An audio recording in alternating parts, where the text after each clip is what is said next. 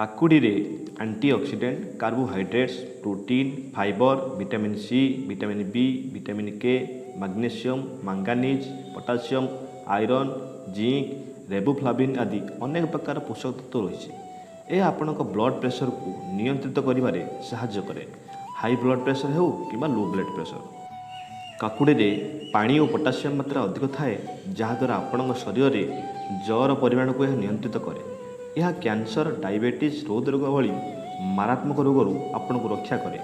ବହୁତ କମ୍ କ୍ୟାଲୋରି ମିଳୁଥିବାରୁ ଏହାକୁ ଖାଇବା ଦ୍ୱାରା ଶରୀରକୁ ପୋଷକ ତତ୍ତ୍ୱ ମିଳିବା ସହ ଓଜନ ମଧ୍ୟ ବୃଦ୍ଧି ହୁଏ ନାହିଁ।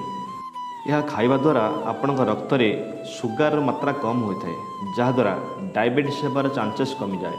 ଏଥିରେ ଫାଇବର ଥିବାରୁ ଏହା ଖାଦ୍ୟକୁ ହଜମ କରିବାରେ ସାହାଯ୍ୟ କରେ ଏବଂ ପାଚନ କ୍ରିୟାକୁ ସନ୍ତୁଳିତ କରେ। ଏଥିରେ ଥିବା ଫାଇଟୋକେମିକାଲ୍ସ ଆପଣଙ୍କ ପାଟିର ଦୁର୍ଗନ୍ଧକୁ ନଷ୍ଟ କରେ ଏବଂ ବ୍ୟାକ୍ଟେରିଆ ବଂଶକୁ ରୋକିଥାଏ। କାକୁଡ଼ିରେ ବହୁତ ପରିମାଣରେ antioxidant, beta carotene, manganese, flavonoids, triterpenes and polyphenols ଥାଏ। ଏସବୁ ପଦାର୍ଥ ମିଶି ଶରୀରରେ କୋଲେଷ୍ଟ୍ରଲ୍ ଲେଭେଲକୁ କଣ୍ଟ୍ରୋଲ କରିବାରେ ସାହାଯ୍ୟ କରନ୍ତି। କାକୁଡ଼ିରେ ସିଲିକା ନାମକ ଏକ ପୋଷକ ତତ୍ତ୍ୱ ଥିବାରୁ ଏହା ଆପଣଙ୍କର ହାଡ଼, ନଖ ଏବଂ ବାଳକୁ ସୁସ୍ଥ ରଖିବାରେ ସାହାଯ୍ୟ କରେ।